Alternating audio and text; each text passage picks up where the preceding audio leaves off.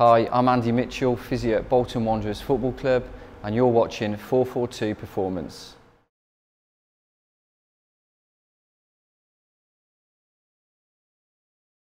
A common injury in football is a groin strain, or as it's known, an adductor strain. As the player progresses through their rehabilitation, they need to have full range of movement in the muscle and also good strength to allow them to return to playing. To check the range of movement, there are two very simple tests. The first one is a groin stretch, which is done in standing. By going into this position, I'm testing and checking the right groin muscle.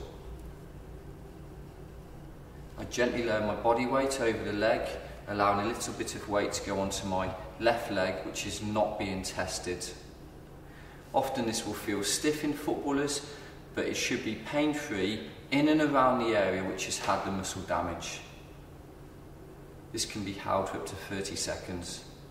The second stretch is a simple groin stretch which is done in sitting, bringing the ankles up towards the bottom, placing the hands on the ankles and just letting the knees drop down to the side.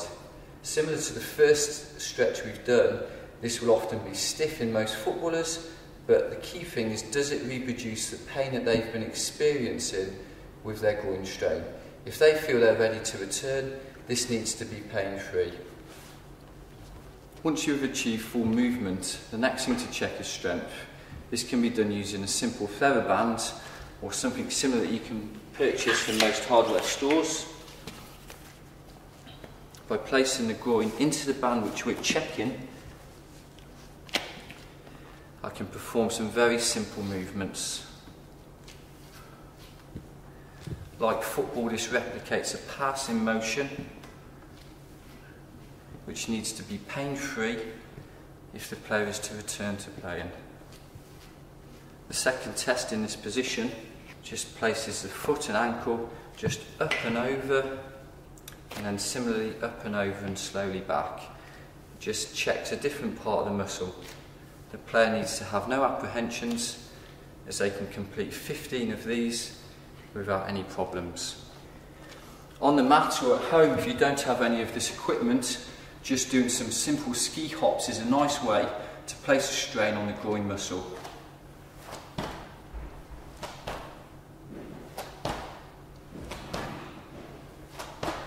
This works on the takeoff and the landing, and like the other tests, needs to be pain-free.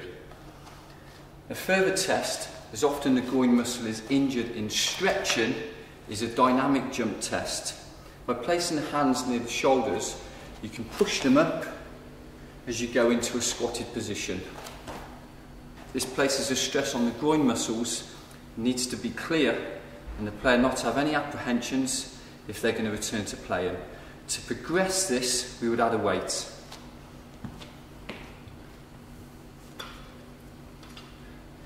Simply pushing the weight upwards as I squat my legs down into a star jump position, it places a huge amount of stress on the groin muscle and acts as a good test.